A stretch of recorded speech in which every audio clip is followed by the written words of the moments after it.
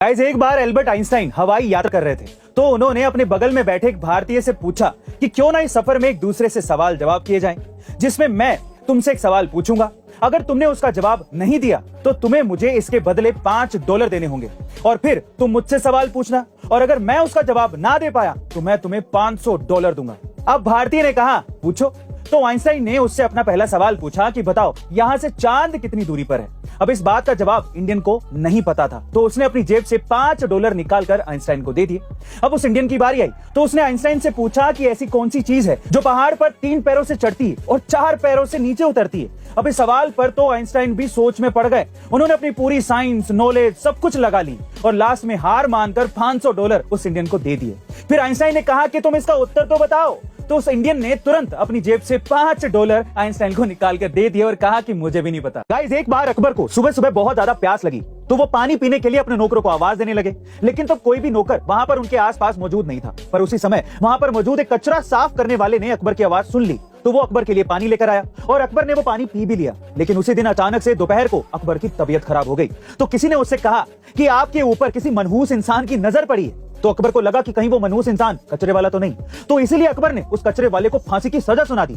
लेकिन जब बीरबल को ये बात पता चली तो वो अकबर के पास आए और कहा कि अच्छा, मान लेते हैं कि वो कचरे वाला मनहूस है, इसीलिए आप उसकी शक्ल देखकर बीमार हो गए, लेकिन महाराज इस तरह से तो आप दुनिया के सबसे बड़े मनहूस हैं।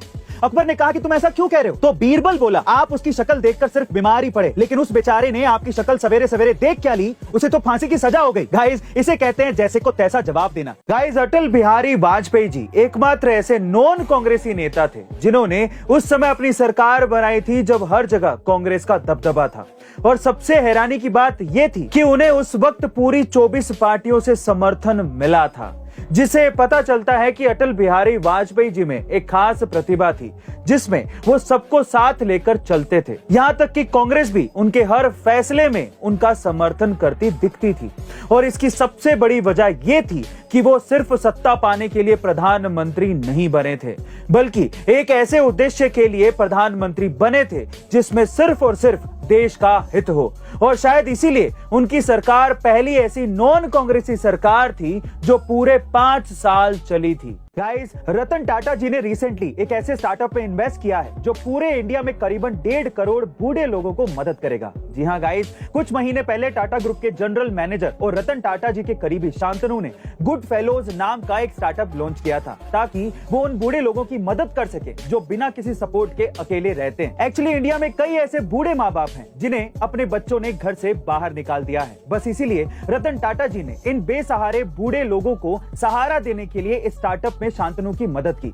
दरअसल ये स्टार्टअप ओल्ड जनरेशन को उनके पसंद के हिसाब से उस यंग जनरेशन से जोड़ता है जो उनके साथ टाइम स्पेंड करके उन्हें अच्छा फील करा सके। गाइस, रतन टाटा जी और शांतनु के स्टार्टअप की वैल्यूएशन भले ही $1 मिलियन ना हो, लेकिन ये करोड़ों लोगों के दिल को जरूर छू जाएगा।